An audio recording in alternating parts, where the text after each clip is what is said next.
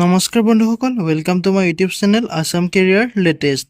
আজি পুনৰ নতুনকৈ চাকৰি আহিছে 2025 বৰ্ষৰ কাৰণে 10,277টা ভেকেঞ্চি মুকলি হৈছে।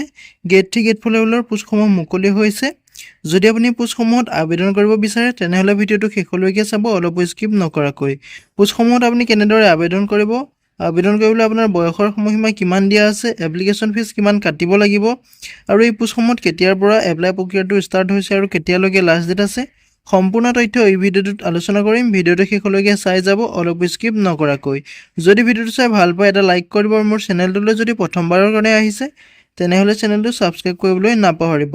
লগতে ভিডিঅ' ডেছক্ৰিপশ্যনত মই হোৱাটছআপ চেনেলৰ লিংক দিছোঁ, তাতো গৈ আপোনালোকে হোৱাটছআপ চেনেলটো ফ'ল' কৰি ল'ব পাৰে, যাতে প্ৰতিদিনে জবৰ আপডেটসমূহ সকলোতকৈ আগতীয়াকৈ পাই থাকিব পাৰে। লগতে ভিডিঅ'টো সকলো বন্ধু বান্ধৱীলৈ শ্বেয়াৰ কৰি দিব, যাতে সকলোৱে জবৰ আপডেটসমূহ এই চেনেলৰ দ্বাৰা পাই থাকিব পাৰে। যিহেতু ইয়াতে দেখিবলৈ পাইছে IBPS ক্লাৰ্ক ৰিক্ৰুটমেণ্ট 2025ৰ ফালৰ পৰা 10,277টা ভেকেঞ্চি মুকলি হৈছে 2025 বৰ্ষৰ কাৰণে। এই ভেকেঞ্চিসমূহত আপোনালোকে অনলাইন মাধ্যমেৰে আবেদন কৰিব পাৰিব। যদি আপুনি ইণ্টাৰেষ্টেড হয়, ইলিজিবল হয়, আবেদনসমূহ কৰিব পাৰিব। ভিডিঅ' ডেছক্ৰিপশ্যনতে মই এপ্লাই কৰা লিংক দিম, তাতে গৈ আপুনি আবেদনসমূহ কৰি ল'ব পাৰিব। পোষ্টসমূহৰ এটা অভাৰভিউ দিয়া আছে। অভাৰভিউটো আপুনি দেখিবলৈ পাইছে। এতিয়া পোষ্ট নেমটো হৈছে CRP ক্লাৰ্ক XV পোষ্ট আহিছে। টোটেল পোষ্ট আপোনাৰ 10,277টা পোষ্ট দেখিবলৈ পাব। যিহেতু গ্ৰেড 3 গ্ৰেড 4 লেভেলৰ পোষ্টসমূহ দেখিবলৈ পাব, ক্লাৰ্কৰ পোষ্ট দেখিবলৈ পাব। অৰ্গেনাইজেশ্যনটোৰ নেম হৈছে IBPSৰ ফালৰ পৰা যিহেতু পোষ্টসমূহ মুকলি কৰি দিয়া হৈছে। এডুকেশ্যন কোৱালিফিকেশ্যনৰ ক্ষেত্ৰত ক'বলৈ গ'লে আপুনি এই পোষ্টসমূহত আবেদন কৰিবলৈ গ্ৰেজুৱেশ্যন কৰি থ'ব লাগিব, তেতিয়া আপুনি পোষ্টসমূহত আবেদন কৰিব পাৰিব। এতিয়া এপ্লিকেশ্যন প্ৰচেছটো আপোনালোকে এই পোষ্টসমূহত আবেদন কৰিবলৈ অনলাইন মাধ্যমেৰে আবেদন কৰিব পাৰিব। এপ্লিকেশ্যন ফিজটোৰ ক্ষেত্ৰত ক'বলৈ গ'লে মেক্সিমাম আপুনি ইয়াতে 850 টকালৈকে এপ্লিকেশ্যন ফিজ কাটিব লাগিব। এতিয়া এপ্লাই ষ্টাৰ্ট ডেটটো আপোনাৰ 1 আগষ্টৰ তাৰিখৰ পৰা, যিহেতু যোৱাকালিৰ পৰা এই পোষ্টসমূহত আবেদন প্ৰক্ৰিয়াটো ষ্টাৰ্ট হৈ গৈছে। যদি আপুনি ইণ্টাৰেষ্টেড হয়, ইলিজিবল হয়, আবেদনসমূহ কৰি ল'ব পাৰিব। যিহেতু 1 আগষ্টৰ তাৰিখৰ পৰা পোষ্টসমূহত আবেদন প্ৰক্ৰিয়াটো ষ্টাৰ্ট হৈ গৈছে। লাষ্ট ডেটটো আছে আপোনাৰ 21 আগষ্টৰ তাৰিখলৈকে এই পোষ্টসমূহৰ লাষ্ট ডেট আছে। যদি আপুনি ইণ্টাৰেষ্টেড হয়, ইলিজিবল হয়, আবেদনসমূহ কৰি ল'ব পাৰিব। ইয়াতে নটিফিকেশ্যনটো আপুনি নিজেও চেক আউট কৰি ল'ব পাৰিব। ভিডিঅ' ডেছক্ৰিপশ্যনতে মই নটিফিকেশ্যনৰ লিংক দিম, তাতো গৈ আপুনি চেক আউট কৰি ল'ব পাৰিব। IBPS ক্লাৰ্ক ৰিক্ৰুটমেণ্ট 2025ত যিটো এটা অভাৰভিউটো আপোনালোকে যিহেতু দেখিলে, ইয়াতে আপোনাৰ লিখা আছে যে institute of banking personal section, যিটো আমি IBPS বুলি কোৱা হয়, 2025 has recently release on employment notification. যিহেতু এখন নতুনকৈ আপোনালোকৰ কাৰণে নটিফিকেশ্যন ৰিচেণ্টলি আপোনাক নটিফিকেশ্যনখন দিছে। যিহেতু 10,277টা পোষ্ট মুকলি হৈছে। ক্ৰিটিকেল গ্ৰেড পোষ্টৰ কাৰণে আপোনাৰ নটিফিকেশ্যন দিছে। যিহেতু 1 আগষ্টৰ তাৰিখৰ পৰা আপোনালোকৰ এই পোষ্টসমূহত আবেদন প্ৰক্ৰিয়াটো ষ্টাৰ্ট হৈ গৈছে। যদি আপুনি আবেদন কৰিব বিচাৰে, আবেদনসমূহ কৰি ল'ব পাৰিব। ভিডিঅ' ডেছক্ৰিপশ্যনতে মই আবেদন কৰা লিংক দিছোঁ, তাতে গৈ আপুনি আবেদনসমূহ কৰি ল'ব পাৰিব। এতিয়া IBPS ক্লাৰ্ক ৰিক্ৰুটমেণ্টৰ এতিয়া ডিটেইলছটো হৈছে পোষ্ট নেম অফ এক্সামিনেশ্যনটোৰ নাম হৈছে আপোনাৰ IBPS CRP ক্লাৰ্কছ XV। ইয়াতে নেম অফ পোষ্টটোৰ নাম হৈছে আপোনাৰ ইয়াতে ক্লাৰ্কৰ পোষ্ট দেখিবলৈ পাব।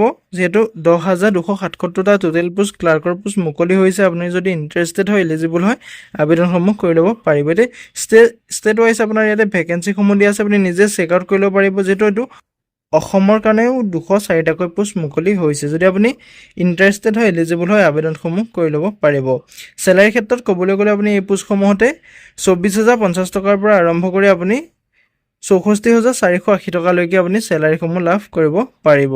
লগতে আপোনাৰ এক্সট্ৰা বেনিফিট থাকিব, এক্সট্ৰা আপোনাৰ বনাছো পাব। যদি আপুনি পোষ্টসমূহত ইণ্টাৰেষ্টেড আছে, ইলিজিবল হয়, আবেদনসমূহ কৰি ল'ব পাৰিব। এতিয়া অসমৰ কাৰণে যি 204টা পোষ্ট মুকলি হৈছে, বেংক ৱাইজ আপোনাৰ ভেকেঞ্চিসমূহ আছে। বেংক অফ বৰোদাত আছে আপোনাৰ 10টাকৈ পোষ্ট, পাঞ্জাৱ নেশ্যনেল বেংকত আছে 25টা পোষ্ট, কানাড়া বেংকত আছে 25টা পোষ্ট, ইউনিয়ন বেংক অফ ইণ্ডিয়াত আছে 7টা পোষ্ট, বেংক অফ ইণ্ডিয়াত আছে 10টা পোষ্ট, ইণ্ডিয়ান বেংকত কোনো ধৰণৰ পোষ্ট নাই।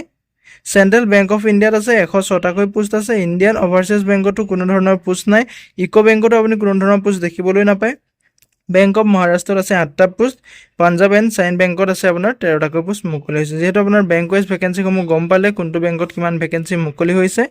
অসমৰ কাৰণে যিহেতু 204টা পোষ্ট মুকলি হৈছে, যদি আপুনি ইণ্টাৰেষ্টেড হয়, এলিজিবল হয়, আবেদনসমূহ কৰি ল'ব পাৰিব। এতিয়া বয়সৰ সময়সীমাৰ ক্ষেত্ৰত ক'বলৈ গ'লে আপোনাৰ এতিয়া 20 বছৰৰ পৰা 28 বছৰ বয়সলৈকে পোষ্টসমূহত আবেদন কৰিব পাৰিব। লগতে আপুনি এজ ইলেকশ্যনসমূহ লাভ কৰিব যদি আপুনি OBCৰ বা MOBCৰ কেণ্ডিডেট হয় তেনেহ'লে আপুনি 3 বছৰকৈ এজুকেশ্যন লাভ কৰিব পাৰিব যদি আপুনি SC ST PWBDৰ কেণ্ডিডেট হয় তেনেহ'লে আপুনি 5 বছৰকৈ এজুকেশ্যনসমূহ লাভ কৰিব পাৰিব এডুকেশ্যন কোৱালিফিকেশ্যনৰ ক্ষেত্ৰত ক'বলৈ গ'লে আপুনি এই পোষ্টসমূহত আবেদন কৰিবলৈ আপোনাৰ মিনিমাম গ্ৰেজুৱেশ্যনটো থাকিব লাগিব তেতিয়া আপুনি পোষ্টসমূহত আবেদন কৰিব পাৰিব যদি আপোনাৰ গ্ৰেজুৱেশ্যনটো BA BSc BCom কমপ্লিট কৰি থৈছে তেতিয়া আপুনি পোষ্টসমূহত আবেদন কৰিব পাৰিব লগতে আপোনাৰ কম্পিউটাৰ ডিপ্লোমা লাগিব এই পোষ্টৰ কাৰণে যেটো কম্পিউটাৰ সাৰ্টিফিকেট লাগিব আপুনি যদি কম্পিউটাৰ সাৰ্টিফিকেট বা কম্পিউটাৰ কোৰ্স কৰি থৈছে তেতিয়া আপুনি পোষ্টত এপ্লাই কৰিব পাৰিব লগতে আপোনাৰ যেটো ষ্টেটৰ কাৰণে আপুনি পোষ্টত আবেদন কৰিব যদি আপুনি অসমৰ কাৰণে আবেদন কৰে আপুনি অসমৰ ল্যাঙ্গুৱেজটো লিখিব পাৰিব লাগিব ক'ব পাৰিব লাগিব বুজি পাব লাগিব যেটো অসমীয়া ভাষাটো আপুনি বুজি পাব লাগিব যদি আপুনি অসমৰ কাৰণে আবেদন কৰে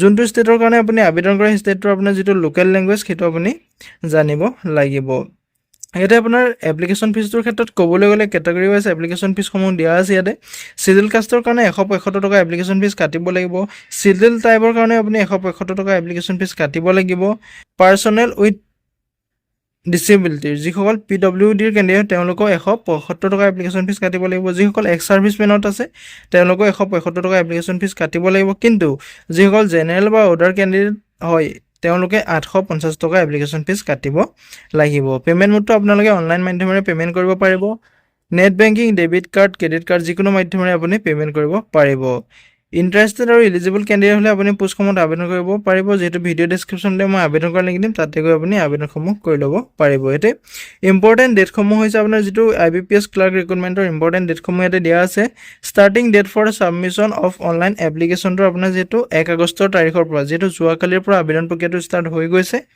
লাষ্ট ডেটটো আছে আপোনাৰ 21 আগষ্টৰ তাৰিখলৈকে আপোনাৰ লাষ্ট ডেট আছে ডেট অফ প্ৰিলিমছ এক্সাম যেটো আপোনালোকৰ প্ৰিলিমছ এক্সাম হ'ব এটো অক্টোবৰ মাহতে হ'ব লগতে আপোনাৰ প্ৰিলিমছ এক্সামৰ ৰিজাল্টটো আপোনাৰ অক্টোবৰ নৱেম্বৰ ভিতৰতে ৰিজাল্টটো দিব যেটো আপোনাৰ মেইন এক্সাম হ'ব সেইটো নৱেম্বৰ মাহত লাষ্টৰ ফালে আপোনাৰ মেইন এক্সামটো হ'ব যদি আপুনি পোষ্টসমূহত ইন্টাৰেষ্টেড হয় এলিজিবল হয় আবেদনসমূহ কৰি ল'ব পাৰিব ভিডিও ডেসক্ৰিপচনতে মই আবেদন কৰাৰ লিংক দিছো অফিচিয়েল ৱেবছাইটৰ লিংক দিছো লগতে নটিফিকেশনৰ লিংক দিছো আপুনি নিজে চেক আউট কৰি ল'ব পাৰিব কোনটো ষ্টেটত কিমান পোষ্ট ওলাইছে আপুনি নিজে চেক আউট কৰি আবেদনসমূহ কৰিব পাৰিব আজিলৈ ভিডিওটো ইমানেই আছিল যদি ভিডিওটো চাই ভাল পালে এটা লাইক কৰিব আৰু মোৰ চেনেললৈ যদি প্ৰথমবাৰ কাৰণে আহিছে তেনেহলে চেনেলটো সাবস্ক্ৰাইব কৰিবলৈ নাপাহৰিব জয় হিন্দ জয় অসম